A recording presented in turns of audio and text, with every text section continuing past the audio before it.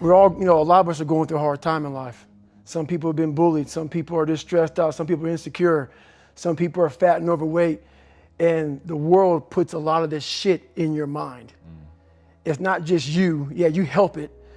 And my whole thing is about, I had to develop a mindset that was indestructible. I had to armor plate my mind. And it's about what you're saying to yourself, but it also comes with work. So whenever I was getting beat down, physically, mentally, spiritually, whatever I was going through, just saying, I would put, you can't hurt me. Can't hurt me just became a message. I would say to myself. The mind has a governor, like a car. If you're driving a car and the car has a governor on it, the car may say 130 miles an hour, but the governor is set for 91. Once that governor sets in, you get to 91, that car starts doing this. The car wants to go.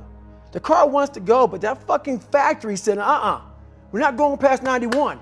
We have a factory, a nice governor in our brain, and it's a survival mechanism. It protects us from pain and suffering. The second we feel that shit, our mind says, oh no, this isn't fun. We should back off. We should sit down, find something more comfortable. And there's something about the mind. The mind has the tactical advantage over you at all times. At all times of your life, the mind has a tactical advantage over you. Why is that? It knows what you're afraid of. It knows your insecurities. It knows your deep, dark lies. And it starts to push you away from that shit. It pushes you in a direction that is comfortable. The mind controls everything. So what I realized was that when I was growing up and I was 300 pounds and I got all fat and I got all insecure, I realized that my mind kept taking me in this direction. When things got uncomfortable for me, when I was facing my insecurities, when I was facing my fears, my mind said, oh no, we have the tactical advantage. We need to get you, separate you from this feeling over here. Life's all about feelings. We want the happy feeling. We don't want that feeling of this sucks. Why am I here? And you don't have any, so you can't answer those questions, so you leave. I started realizing that if in that moment you can answer those fucked up questions and you are now in charge of your brain versus your brain ruling you, that's where all that stuff comes from. So the 40% rule is all of that. You get to 40%, your brain says, we're done. Let's roll, man. This is starting to get painful. This is uncomfortable. So you sit down.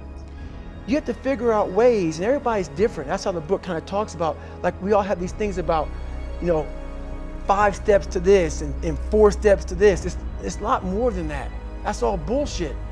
It's a practice that you have to, it's a habit.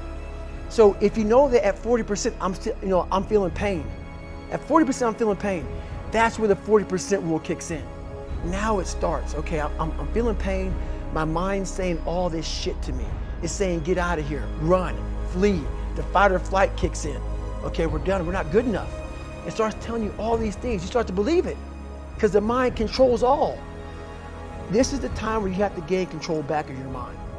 It's okay, let me see if I can go 45%.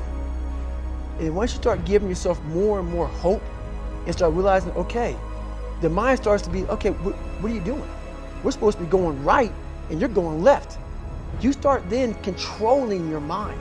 Start finding more in yourself, and then it goes from 40% to a lot further than that. But that's the start of it, though.